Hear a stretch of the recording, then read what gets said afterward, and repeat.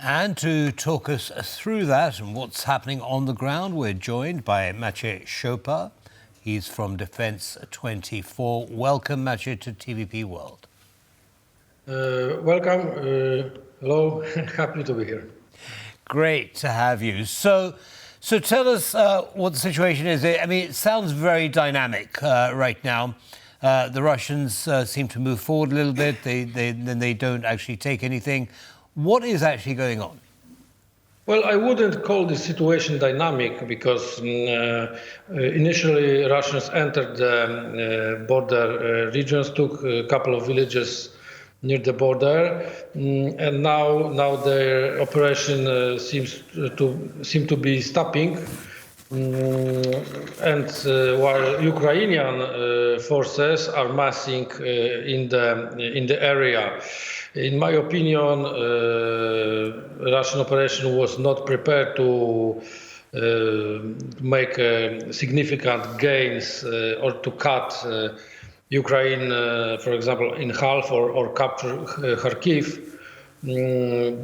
Simply, the Russian forces were too little for this and poorly equipped. For example, 2 years ago, when Russians tried to seize Kharkiv, they had far better forces there with a lot more of tanks, aircraft capabilities, and so on. So I think this is just they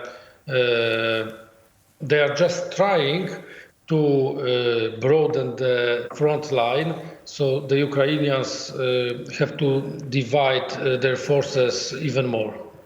It's true, and when I was there in 2022, we did witness also now absolutely completely different weaponry, and also I feel like manpower was also increased in the region, which we do not see now.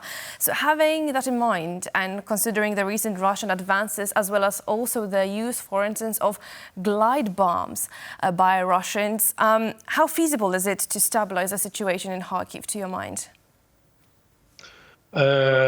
I think the situation is already stabilizing. Well, the glide bombs you mentioned is a serious problem for Ukrainians. Russians are dropping hundreds of bombs. Well, a couple of thousands of bombs every month. This is a cheap way to fight for Russians. They can have a lot of those bombs. They are very simple, while they can be dropped from behind of the Russian lines, where Russian aircraft are relatively safe. So this is a problem. But Ukrainians are trying to develop some tactics to mitigate this danger. They are trying to use Patriot missiles offensively, and it's a matter of weeks to F-16 to get to Ukraine. This might be a huge game changer. Right, well, the sooner the better, I think, with that. Now, you mention that this might be a diversionary tactic by the Russians to spread the front line. Have many Ukrainian troops been moved to the Kharkiv region, making other parts of the front line more vulnerable? Well, Russians amassed between 30 and 50,000 men for this Kharkiv operation. It's worth to mention that in Kharkiv, this is the second largest town in Ukraine. There are a few million people living there. So these forces are not capable of seizing the city of this mass. We noticed that even the Russians took some forces from Donbass to make a Kharkiv operation, because, for example, the breakthrough near Orechetine, which was local victory for Russians. They didn't use this victory to go deeper into Donbass.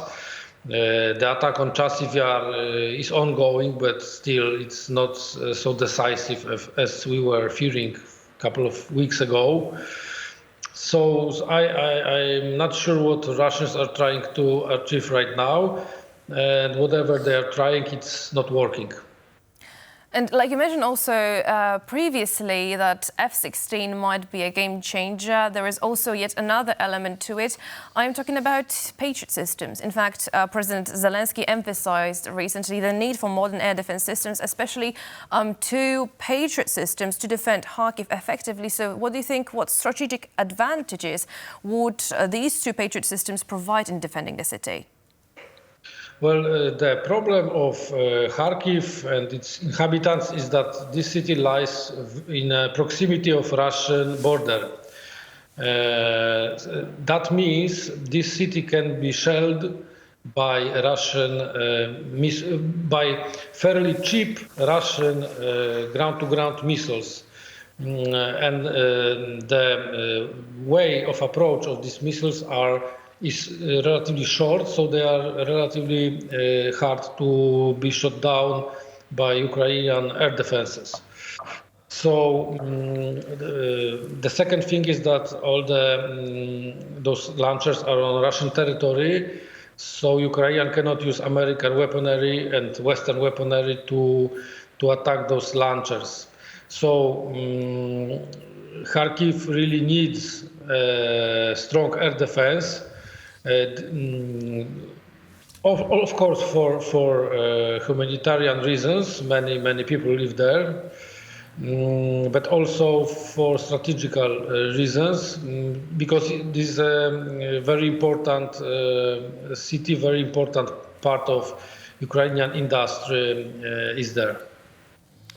Right, well, thank you for bringing us up to date on that, Maciej, and I'm sure you'll be joining us again in the not too distant future to do the same. Thank you very much. Have a good day.